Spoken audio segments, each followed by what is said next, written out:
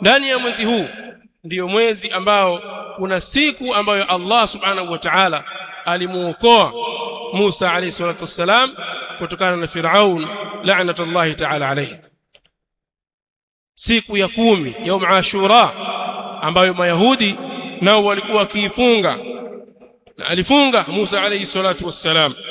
Sasa siku hii Mtume sallallahu alayhi wasallam ametuelezea yale ambayo tutayapata kwa kudiriki kuifunga siku ya Ashura.